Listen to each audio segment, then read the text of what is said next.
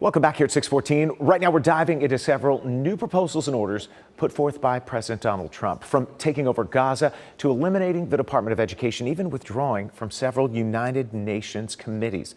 We start with the latest announcement. President Trump said yesterday during a press conference with Israel's Prime Minister Benjamin Netanyahu that the U.S. could send troops to Gaza to help secure it before the land is developed into what President Trump calls the Riviera of the Middle East, with jobs and housing. Prime Minister Netanyahu appeared supportive of the idea. Meanwhile, two sources say the White House is preparing an executive order to eliminate the Department of Education, which would fulfill a promise President Trump made out on the campaign trail. And yesterday, the president signed more executive actions. One reinstates maximum pressure on Iran. Another withdraws the United States from the United Nations Human Rights Council and UNRWA. And because of these actions, the Trump administration is already facing several lawsuits, many filed just this week. Let's bring in Sheldon Dutez. Sheldon, we know two lawsuits were filed yesterday by one of the government's largest agencies. Yeah, two groups of FBI agents who say they fear for their safety and privacy are fighting back against the Trump administration.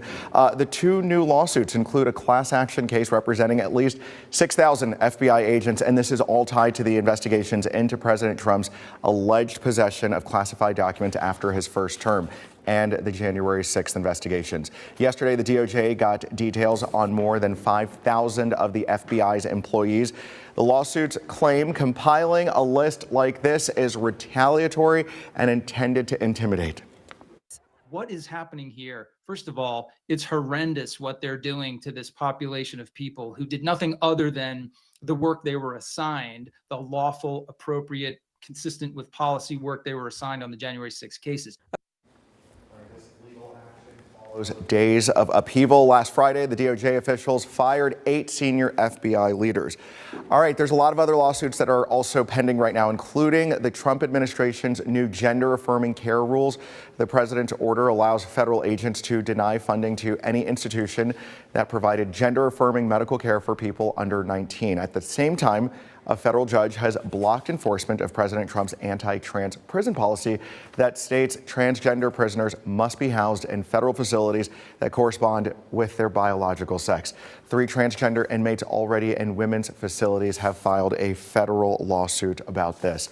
Doctors are suing the Department of Health, the CDC, and the FDA for the removal of health data from their websites.